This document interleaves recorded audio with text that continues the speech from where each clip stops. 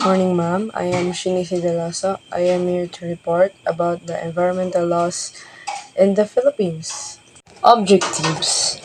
Number one, identify the different environmental laws in the Philippines. 2. Realize the importance of each environmental laws in the Philippines. 3. Recognize the environmental organization in the Philippines. 4. Identify environmental law implemented in your locality. Environmental laws in the Philippines. There are many policies and rules on how to conserve and protect our environment and biodiversity in the country. Here are some of the Philippine laws on the environmental protection and conservation. Number 1, PD 1586 Philippine Impact Statement System. This law requires private corporations, firms or entities including agencies and instrumentalities of the government to prepare environmental impact system for every proposed project and undertaking which significantly affect the quality of the environment. For example, ana is koan um uh, sa kanang sa destination kana ang gas na pagmudagan na ay kung masubra na sa 2,000 liters ilang ginagamit, mag-apply na sila ng ACC. Ang purpose anong ACC is maghatag og isa planning maguna siya tapos policy pod siya sa atong kuan and usa man mahitabo pag mosobra na yan. Other example po ana is kanang gamay ni. Usa man mahitabo if sige ra og mining, di ba mapahak ang atong trees and if mag-ulan, usa man mahitabo, di ba mag-landslide man. So, if na siya negative impact, if aware na ta na kanang tawag ani if ingana ang dagan nanagi na siya expected na gina na siya negative impact. So ang buhaton ana is mabutang na siya sa ACC, dili na siya magkuha ng ACC kaya na naman siya negative impact. So pag wala siya negative impact, di pa siya mabutang sa ACC. Ang second ana is Republic Act 8749, Clean Air Act of 1999, provides for a comprehensive air quality management policy program which aims to achieve and maintain air for all Filipinos. Sampo nala kay ang factories. Ang kanang ginaproduce sa factory na aso, ginamonitor po na ang sulfur oxide na ilang if too much na ba, if tama ra ba, ginamonitor po sa kanaghana. Okay. Ang monitor na is ang DNR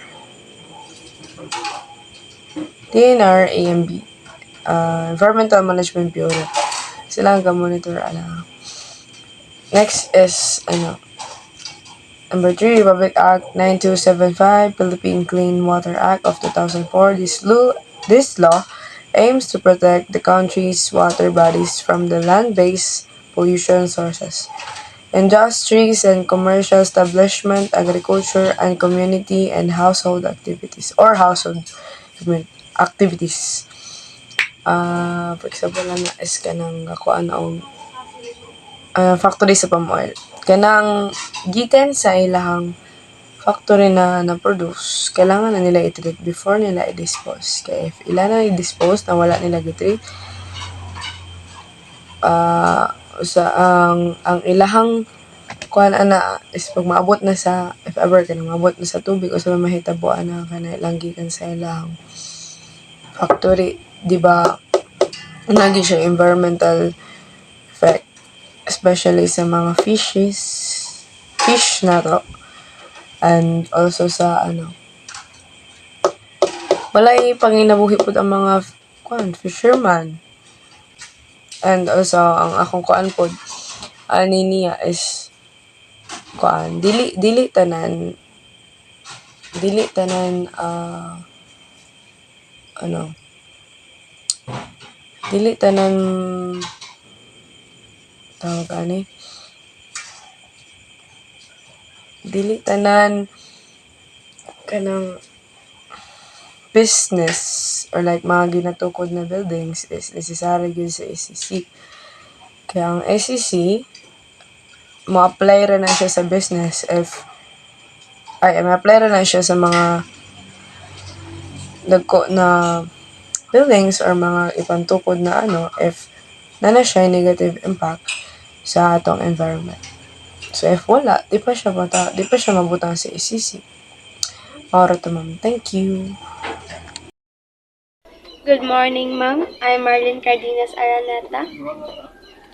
Today, I will discuss about Republic Act 6969, Philippine Toxic Substance and Hazardous and Nuclear Waste Act.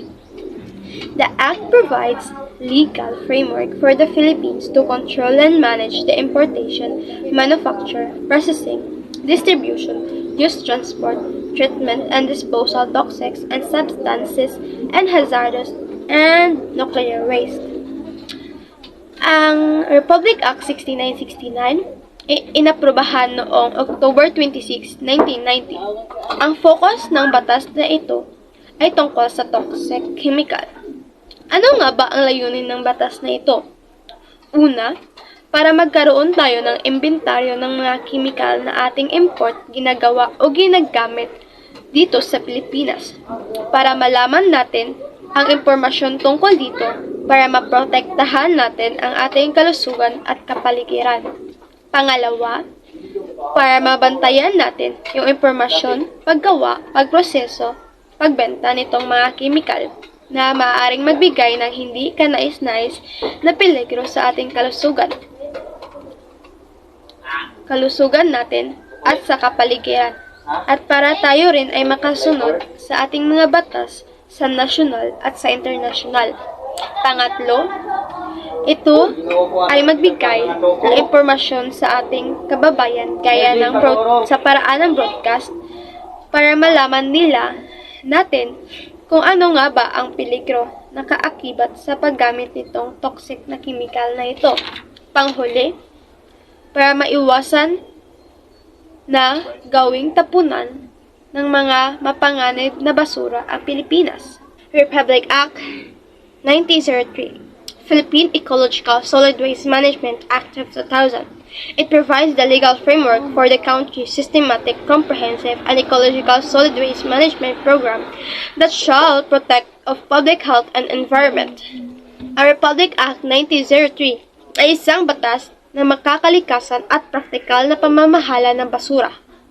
Ito po ay pinasa ng Kongreso at sinalo sa taong 2000 at inaprobahan naman ng ating dating Pangulong Presidenteng Gloria Macapagal Arroyo noong January 26, 2001. Ang batas na po ito ay itinatag na magkaroon ng legal batayan sa iba't ibang desisyon at proseso ng pamamahala sa solid waste sa ating bansa.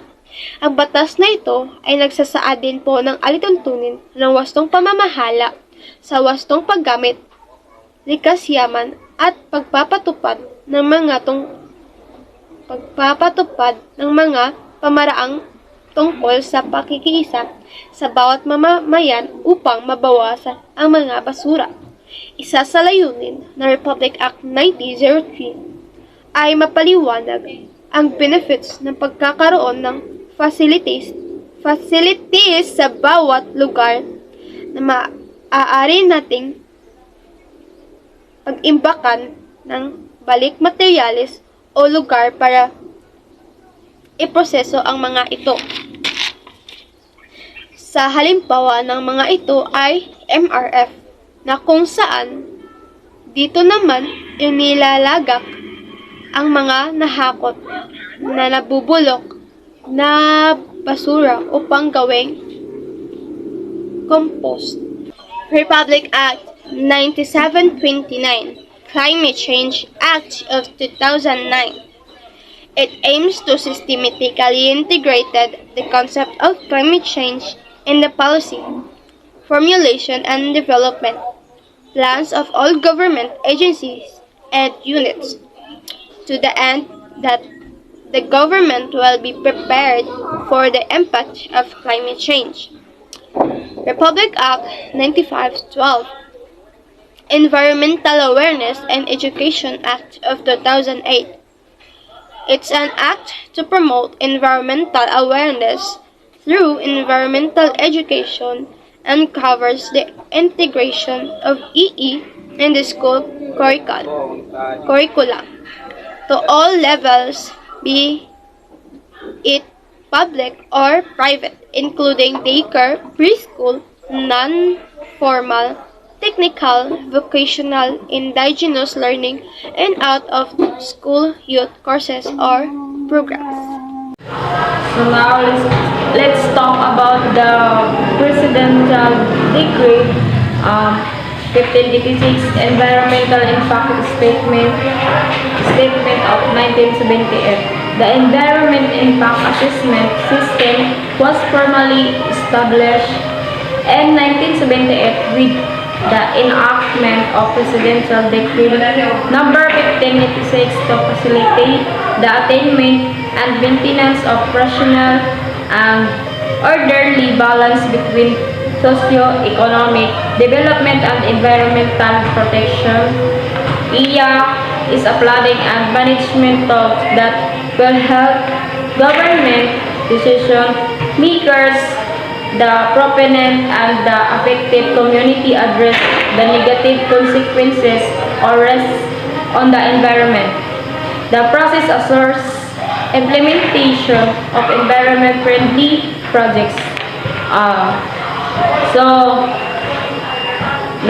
The meaning of socio-economic is a social science and a branch of economics that focuses on the relationship between social behavior and economics. This is the four parts of or example of socio-economic issue. One is occupation, two is education, three is income, and the last is wealth and where someone lives. So, the meaning of EIA is environmental impact assessment. So, environmental impact assessment provides a cost-effective method to eliminate or minimize the adverse impact of developmental projects. And 9 is the Pollution Control Law, PD. 1181 supplement that provision of PD 984, providing for the abatement, control, and prevention of vehicular pollution and establishing the maximum allowance emission of specific air pollutant from all types of vehicles. So, like for example is kaning ato ang mga sakyanan ron is kusog na kibalik sa maka kuan sa to ang kibalik air pollution kibalik tawagan na kanang iyang mga aso. So para sa nang mga kaning dagkong sakyanan kusog na pud siya maka-cause o kaning air pollution. And number 10 is Solid Waste Management Act 2001, also known as Republic Act 9003, an act providing for an ecological solid waste management program, creating the necessary institutional mechanism and incentives, declaring certain acts prohibited and providing penalties, appropriating funds therefore and for other purposes. So, ang solid waste management is common na siya, no? Ginabuhat din nato bisang asa especially sa kuang sa eskwelahan. Ilahi na to ang kibali kaning malata, di malata. I-segregate kibali na to. Muna siya ang sa solid waste management. And also, ibutang na to sa kaning MRF na naka-segregate na. So, these are the report. That's all for me. Good afternoon, everyone. So this is my report. Some non-government environmental organization in the Philippines. Environmental Broadcast Circle.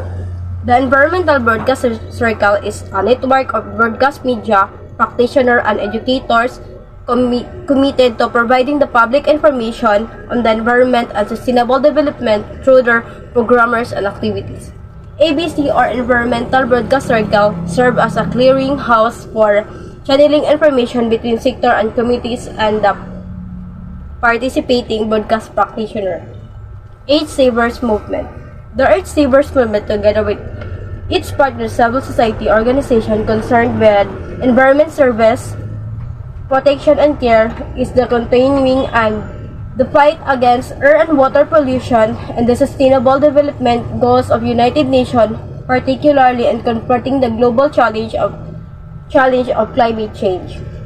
Bantay Kalikasan. Ang Bantay Kalikasan or BK ay isang programa ng ABS-CBN Foundation na nangangalaga sa kalikasan.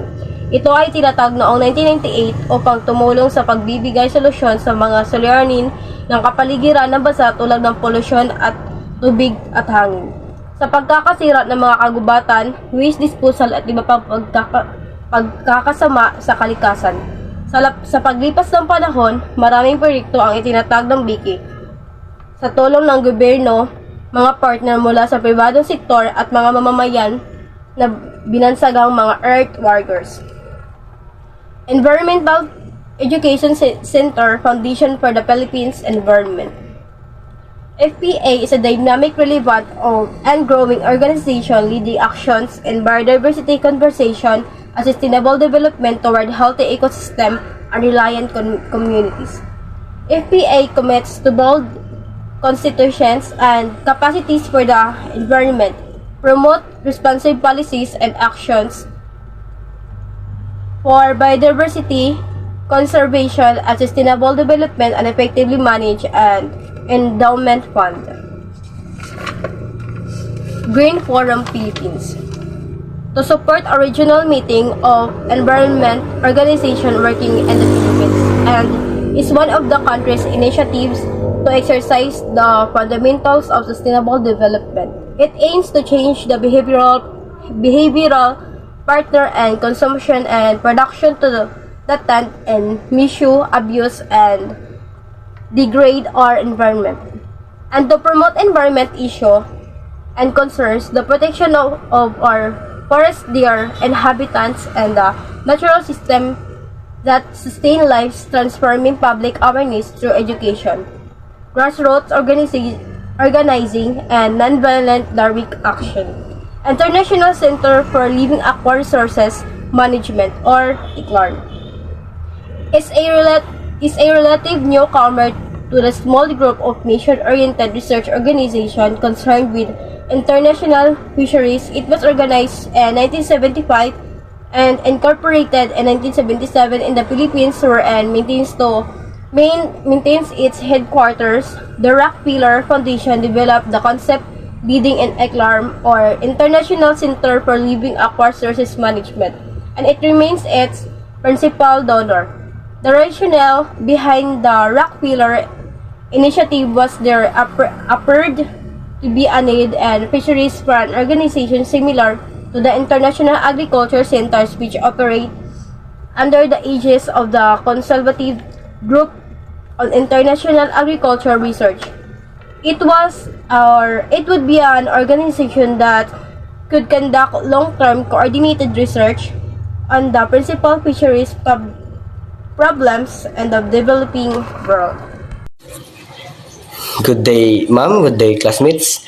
And this is the continuation of Alberto's report of the NGOs, or the non-governmental organizations that help our environment in order to improve our human race and help to help our mother nature. And one of the 8 is Kabang Kalikasan ng Pilipinas, Legal Rights and Natural Resources Center, Incorporation, kasama sa Kalikasan, Lingkod Tao Kalikasan, and National Coalition of Fisheries Folk for Aquatic Reforms, NGOs for Integrated Protected Areas Incorporation, Pacific Basin, Consortium for Hazardous Waste Research and Management, and then Philippine Federation for Environmental Concern. Philippine Federation for Environmental Concern is a loose network of concerned individuals or non-government organizations and people organizations concerned with environmental issues.